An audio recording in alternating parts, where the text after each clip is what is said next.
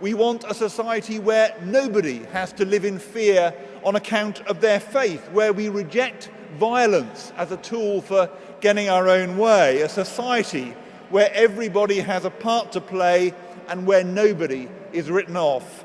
That's not just my political vision as a member of the Labour Party, it's also my religious vision as a Christian, and it's a vision shared by Muslim friends and by people from other faith starting points as well.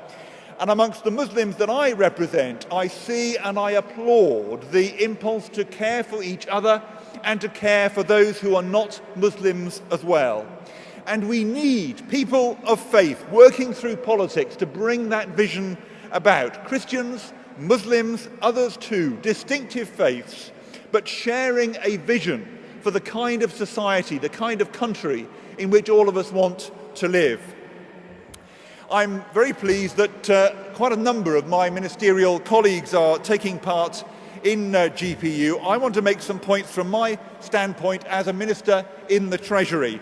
On Tuesday, I'll be speaking at the Muslim Council of Britain's second Islamic Finance and Trade Conference. At the first conference, when he was Chancellor of the Exchequer, Gordon Brown set out the goal for London to be the world centre for Islamic finance, and we've made some very good progress since then. And of course, that is a goal which is even more important for us now in a period of turbulence in the world economy like the one we're in at the moment. We are already the West's major centre for Islamic finance. 18 sukuk have been listed in London, worth some $13 billion between them. We have 5 dedicated Islamic banks, a number of them exhibiting outside, and over 20 conventional banks that offer Islamic financial services, again, a number in the exhibition here today. There are more banks in Britain offering Islamic finance than in the whole of the rest of Western Europe put together.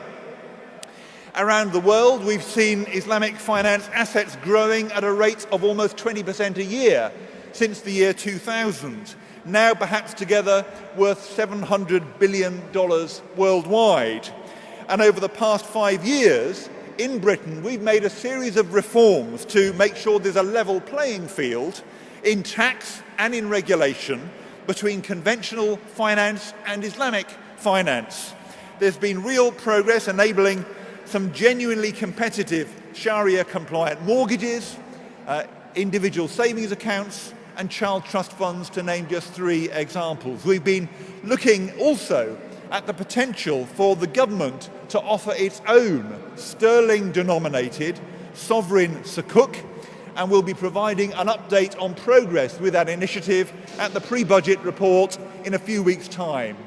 And before the end of this year, arising from our work with the Islamic Finance Experts Group, we'll be publishing a document with UK Trade and Investment setting out clearly our future approach, focusing attention on what needs to be done to make further progress. Because we have in Britain the community and the commitment, the skills and the scale, the expertise and the connections around the world, and it's an opportunity we want to see realised for the benefit of Britain as a whole.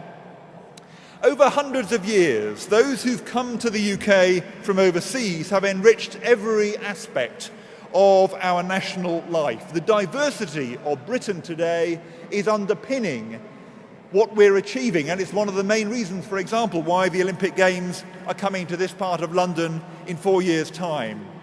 In Britain, we have non-negotiable values that apply to everyone.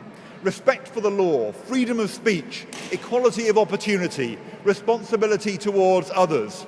Britain is a great place to live. We want everybody to be able to play a full part with nobody at all written off. And that means that we want in Britain distinctive institutions which are both Muslim and British. 100% faithfully Muslim, 100% loyally British, both at the same time, with no hint of a conflict. I welcome the institutions that we're seeing springing up around the UK, which fit that pattern, because in that way we shall see Muslims contributing more and more to the richness of British life, and more to our aims of a strong economy and a strong society for the benefit of every single person in Britain. Thank you very much indeed for the opportunity to speak to you today. Thank you.